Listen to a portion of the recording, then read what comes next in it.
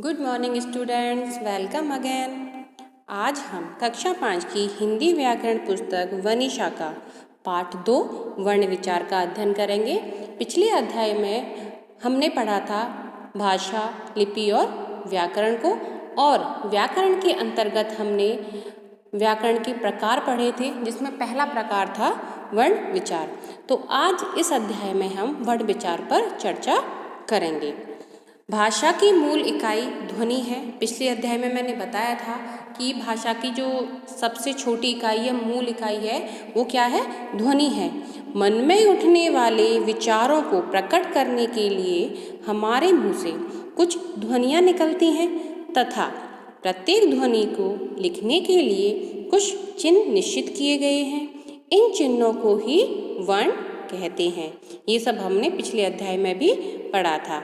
वर्ण भाषा की वह इकाई है जिसके टुकड़े नहीं किए जा सकते। वर्ण क्या है? वर्ण भाषा की वह इकाई है जिसके टुकड़े नहीं किए जा सकते। जैसे अ, आ, ई, उ, क, ख, छ, ज आदि। वर्ण विचार की परिभाषा क्या है? मूल ध्वनि की वह छोटी से छोटी इकाई जिसके टुकड़े ना किए जा सके वर्ण कहलाते हैं। मतलब भाषा की मूल ध्वनि, उसकी सबसे छोटी इकाई को ही वर्ण कहते हैं और उसके अधिक टुकड़े नहीं किए जा सकते। बच्चों, आप अपनी पुस्तक में देखोगे तो आपको वहाँ पर 2 चित्र दिखाई देंगे। एक चित्र पर नमक लिखा हुआ है और दूसरा जो चित्र है वो शेर का है।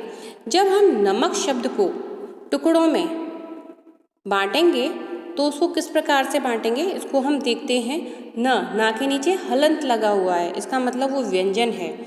अ, म, अ, क, अ। तो इन वर्णों को हम और टुकड़ों में नहीं बांट सकते। अब है शेर, तो श प्लस ए प्लस र प्लस अ। तो ये वर्ण ही हैं जिनके और टुकड़े नहीं हो सकते। आगे पढ़ते हैं वर्णमाला। वर्णमाला के बारे में बच्चों आपने सुना होगा या जाना होगा या आप जानते भी हो, क्योंकि बच्चा जब पहली बार स्कूल जाता है तो सबसे पहले बच्चे को वर्णमाला का ही ज्ञान कराया जाता है और उसी से बच्चा लिखना सीखता है और बोलना सीखता है। तो किसी भी भाषा में वर्णों का समूह वर्णमाला कहलाता है। वर्णमाला के अंतर्गत आ से लेकर ज्ञ तक के वर्ण आते हैं। हिंदी वर्णमाला में कुल कितने वर्ण होते हैं? 52 वर्ण होते हैं। 52 वर्ण हैं जो इस प्रकार हैं। इसमें 11 स्वर हैं और 33 व्यंजन हैं। 11 स्वर हैं और 33 व्यंजन हैं। आप अपनी पुस्तक में देखोगे तो आपको समझ में आ जाएगा। उसके बाद 4 संयुक्त व्यंजन भी हैं। कौन कौन से हैं? छ, त्र, ज्ञ और श्र। और 2 अयोगवह व्यंजन हैं, अंग और अह, और 2 अन्य भी हैं, ड और ढ। तो ये आप अपनी पुस्तक में देखोगे, पढ़ोगे तो अच्छे से समझ आ जाएगा। वर्णों के भेद या वर्णों के प्रकार, पहला है स्वर और दूसरा है व्यंजन। तो स्वर के बारे में हम पढ़ लेते हैं। जिन वर्णों को बोलने में अन्य किसी ध्वनि का सहारा नहीं लेना पड़ता, अर्थात स्वर को बोलते हैं जब हम, तो हमें किसी दूसरी ध्वनि या किसी दूसरे वर्ण की सहायता नहीं लेनी पड़ती है, उन्हें स्वर कहते हैं। और स्वरों का जब हम उच्चारण करते हैं तो जो वायु होती है वह बिना रुकावट के मुंह से निकल जाती है। वह जीभ, होठ और मुख के किसी भाग को भी स्पर्श नहीं करती है। हिंदी वर्णमाला में कितने स्वर हैं बच्चों? मैं बता चुकी हूँ, 11 स्वर हैं।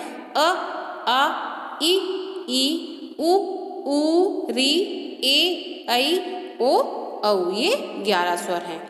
उच्चारण में लगने वाले समय के आधार पर स्वरों के 3 भेद हैं। पहला है ह्रस्व स्वर। ह्रस्व का मतलब होता है छोटे। जिन स्वरों के उच्चारण में कम समय लगता है उन्हें हम ह्रस्व स्वर कहते हैं। ह्रस्व स्वर 4 होते हैं, अ, ई, उ और री। दूसरा है दीर्घ स्वर। दीर्घ का मतलब होता है बड़ा। जिन स्वरों के उच्चारण में अधिक समय लगता है उन्हें दीर्घ स्वर कहते हैं। दीर्घ स्वर 7 होते हैं। आ, ई, ऊ, ए, ऐ, ओ और औ। तीसरा है प्लुत स्वर। जिन स्वरों के उच्चारण में दीर्घ स्वर से भी अधिक समय लगता है उन्हें प्लुत स्वर कहते हैं। जैसे ओम, आप बोल के देखो, इसका उच्चारण करके देखोगे तो आपको पता चलेगा कि दीर्घ स्वर से भी अधिक समय इसके अंदर लग रहा है। जैसे बोलो ओम, हम इसको खींच रहे हैं, थोड़ा अधिक टाइम लग रहा है। और इनका प्रयोग वेद मंत्रों या प्रार्थना में किया जाता है। आगे पढ़ते हैं मात्रा। स्वरों के जिन चिन्हों का प्रयोग व्यंजन के साथ किया जाता है उन चिन्हों को मात्रा कहते हैं। आज अ स्वर के अतिरिक्त सभी स्वरों की मात्रा निश्चित है। स्वरों के साथ जब व्यंजनों का मेल होता है तो स्वर अपने मूल रूप में नहीं लिखे जाते हैं, उनके स्थान पर उन स्वरों की मात्रा ही लिखी जाती हैं। स्वरों को किसके रूप में लिखा जाता है? मात्रा के रूप में। आप अपनी पुस्तक में देखोगे तो यहाँ पर इसको बिल्कुल क्लियर लिखा गया है किस तरीके से कौन सी मात्रा कैसे लगती है। अब कुछ याद रखने वाली बातें हैं, उनको हम पढ़ लेते हैं। अ की मात्रा हलंत के रूप में व्यंजनों के नीचे होती है, इसका अलग से प्रयोग नहीं होता है। अंग्रेजी के अ ध्वनि वाले वर्णों का भी हिंदी भाषा में प्रयोग हो रहा है। अ की ध्वनि आ और ओ के बीच की ध्वनि है, जैसे doctor, ball, rocket, don, office आदि। अब हम पढ़ेंगे व्यंजन। जिन वर्णों के उच्चारण में स्वरों की सहायता ली जाती है, स्वर में किसी की सहायता नहीं ली जाती, किंतु व्यंजन के उच्चारण में हमें स्वर की सहायता लेनी पड़ती है, उन्हें व्यंजन कहते हैं। व्यंजनों का उच्चारण करते समय हवा मुंह के किसी न किसी भाग, जैसे कंठ यानी कि गला, तालु अपना तलवा, ओष्ठ, दांत आदि से टकराकर बाहर निकलती है। समझ में आ गया? जब हम व्यंजनों का उच्चारण करेंगे तो जो वायु है तो वो हमारे मुंह के किसी न किसी हिस्से को, जैसे कंठ को, तालु को, होठों को, दांतों को स्पर्श करके बाहर निकलेगी। हिंदी वर्णमाला में 33 व्यंजन हैं। इनका उल्लेख इसी अध्याय में पीछे किया जा चुका है, मैं इनको पीछे भी आपको बता चुकी हूँ। व्यंजन के भी 3 भेद होते हैं। पहला है स्पर्श व्यंजन। जिन व्यंजनों का उच्चारण करते समय जीभ मुख के किसी भाग को स्पर्श करती है उन्हें स्पर्श व्यंजन कहते हैं। इनकी संख्या 25 है। इन्हें 5 वर्गों में बांटा गया है। स्पर्श व्यंजन, उनके नाम और उच्चारण इस प्रकार है। आप अपनी पुस्तक में देखो बच्चों कि कौन सा वर्ग है, कौन से व्यंजन है, उनका उच्चारण स्थान क्या है और उनका नाम क्या है। ठीक है। पहला है क वर्ग। क वर्ग में आएंगे क, ख, ग, घ, ण। और इनका उच्चारण जब आप उच्चारण करोगे तो आपको पता चलेगा कि हम कहाँ से बोल रहे हैं, इनको कहाँ से आवाज़ निकलती है। कंठ से। क, ख, ग बोल के देखो आप, तो कंठ से यानी कि गले से हो रही है, तो इनको हम नाम देंगे कंठ है। दूसरा वर्ग है च वर्ग। च, छ, ज, झ, ण। इसका स्थान है तालु और इसको बोलेंगे तालव्य। तीसरा है ट वर्ग। ट, ठ, ड, ढ, ण। इसको हम जब उच्चारण करेंगे तो वायु टकराएगी कहाँ से? मूर्धा से, तो इनको हम कहेंगे मूर्धन्य। आगे चलते हैं त वर्ग। त, थ, द, ध, न। तो हमारी जो जिह्वा है वो कहाँ से स्पर्श कर रही है? अपने दांतों से, तो इनका स्थान क्या हो गया? दांतों से, और इनको बोलेंगे हम दंत्य। फिर लास्ट का है प वर्ग। प, फ, ब, भ, म। और इनको हम कहाँ से स्पर्श हो रहा है? होठ से, तो इनको कहा जाता है ओष्ठ है। उसके अलावा है अंत्यस्थ व्यंजन।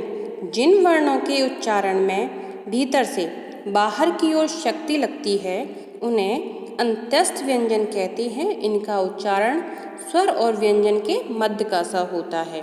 ये संख्या में 4 होते हैं। अंत्यस्थ व्यंजन भी 4 होते हैं। कौन कौन से होते हैं? य, र, ल और व। और जब हम इनका उच्चारण करते हैं तो भीतर से बाहर की ओर शक्ति लगती है। ऐसे लग रहा है कि ये बाहर की ओर आना चाहते हैं। और इनका उच्चारण स्वर और व्यंजन के बीच का सा होता है। दूसरा है ऊष्म व्यंजन।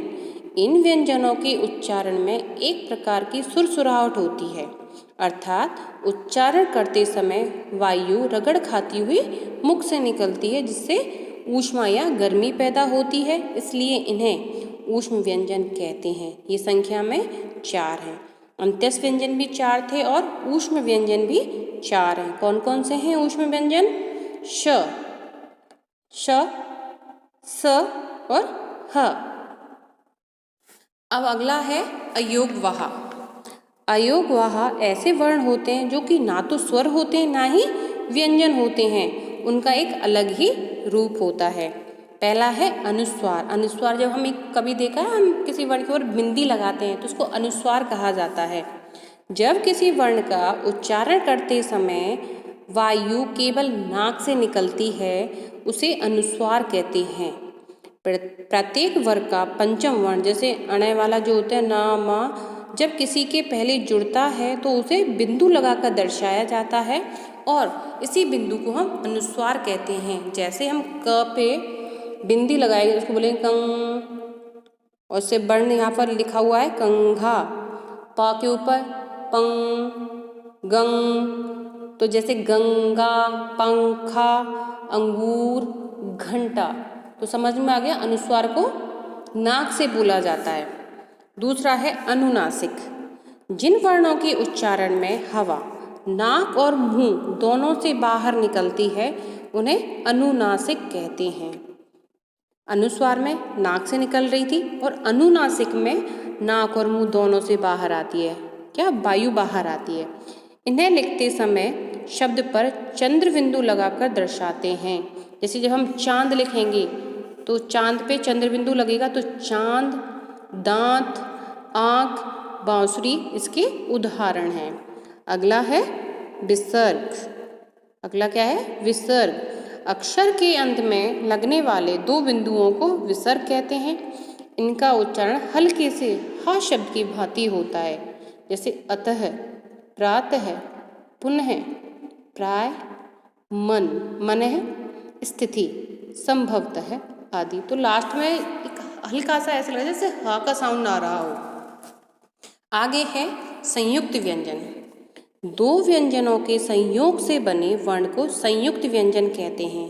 जब 2 व्यंजन हैं, उनके मेल से कोई वर्ण बन रहा है तो उनको संयुक्त व्यंजन कहा जाता है। हिंदी वर्णमाला में 4 वर्ण संयुक्त व्यंजन होते हैं। कौन कौन से होते हैं? छ, त्र, ज्ञ और श। इनके संयोग तथा इससे बने शब्द निम्नलिखित हैं। इनको हम देख लेते हैं। बच्चों आप भी अपनी पुस्तक में देखिए। पहला है छ। ये बनता है क और श से। तो क्या बनेगा? जब क और श मिलेंगे तो छ बन जाएगा। जैसे क्षमा, क्षत्रिय। फिर है त्रय। त्रय बनता है त और रा से। और ज्ञ बनता है ज और अ से। श्रय बनता है श और र से। आगे है द्वित्व व्यंजन। द्वित्व व्यंजन क्या होते हैं? जब एक ही व्यंजन का शब्द में 2 बार प्रयोग होता है उसे द्वित्व व्यंजन कहते हैं। समझ में आया बच्चों? जब एक ही व्यंजन का शब्द में 2 बार लगातार प्रयोग हो रहा हो उसे द्वित्व व्यंजन कहते हैं। द्वित्व व्यंजन में पहला व्यंजन स्वर रहित होता है, इसका मतलब वो आधा होता है। जैसे यहाँ पर कुछ उदाहरण है, कुछ चित्र दिए गए हैं और उनके नीचे नाम लिखे हुए, तो ये सब हमें समझाने के लिए दिया गया है। तो बच्चों आप अपनी पुस्तक में देखिएगा। पहला वर्ड है गुब्बारा। तो पहला इसमें जो ब है वो पूरा नहीं है, जैसे हलंत लगा हुआ है। इसका मतलब हलंत जब लगा हुआ आता है किसी वर्ण के अंदर तो उसका मतलब आधा है और दूसरा पूरा है, तो ये हो गया बब, गुब्बारा। ऐसे ल आधा है और लल, तो इससे वर्ण शब्द बनाया हमने बल्ला। ऐसे ऊपर ले गन्ना, तो गन्ना नन गन्ना। ऐसे तत्ता तत्त कुत्ता। ऐसे पत्ता तत्त। तो देखा द्वित्व में कैसे एक ही वर्ण वापस आ रहा है, लेकिन पहला जो वर्ण होता है वह स्वर रहित होता है। तो बच्चों आज हमने वर्ण विचार को पढ़ा और यह पाठ आपको बहुत अच्छे से समझ में आ गया होगा। मैं आशा करती हूँ कि आपने इसको अच्छे से समझा। और बच्चों मैं आपको बोलना चाहती हूँ कि अभी आप अपने घर पर रहते हुए इस पाठ को एक बार पुनः पढ़िएगा और इसको समझिएगा, तो ये पाठ और अच्छे से आपको समझ में आ जाएगा। चलो बच्चों एक बार हम इसको और दोहरा लेते हैं कि इस अध्याय में हमने किसका अध्ययन किया। मूल ध्वनि की वह छोटी से छोटी इकाई जिसके टुकड़े ना किए जा सकें क्या कहलाती है? वर्ण कहलाती है। किसी भाषा के वर्णों का समूह वर्णमाला कहलाता है। हिंदी वर्णमाला में कुल 52 वर्ण होते हैं। ठीक है, किसी भाषा के वर्णों का समूह क्या कहलाता है? वर्णमाला कहलाता है। और हिंदी वर्णमाला में कितने वर्ण हैं बच्चों? 52 वर्ण हैं। जिन वर्णों को बोलने में अन्य किसी ध्वनि का सहारा नहीं लेना पड़ता उन्हें स्वर कहते हैं। स्वर कौन से होते हैं? जिनका उच्चारण करने में किसी अन्य वर्ण की हेल्प नहीं लेते हैं और उच्चारण करते समय जो वायु होती है वो बिना किसी अवरोध के मुख से बाहर निकल जाती है। हिंदी वर्णमाला में कितने स्वर हैं? 11 स्वर हैं। स्वरों के 3 भेद होते हैं, ह्रस्व, दीर्घ और प्लुत। जिन वर्णों के उच्चारण में स्वरों की सहायता ली जाती है उन्हें व्यंजन कहते हैं। और हिंदी में व्यंजनों की संख्या 33 है, 33 है। और व्यंजनों का क्या होता है? व्यंजनों का जब हम उच्चारण करते हैं तो उसके में हम उच्चारण करने के लिए हमें किसकी सहायता लेनी पड़ती है? स्वर की सहायता लेनी पड़ती है। और उच्चारण करते समय जो वायु है वह हमारे मुख के किसी भाग से जैसे कि होठ, दांत, तालु, मूर्धा आदि से टकराती हुई बाहर आती है, तो वो क्या होते हैं? वो व्यंजन होंगे। तो बच्चों आज का ये पाठ समाप्त होता है। धन्यवाद।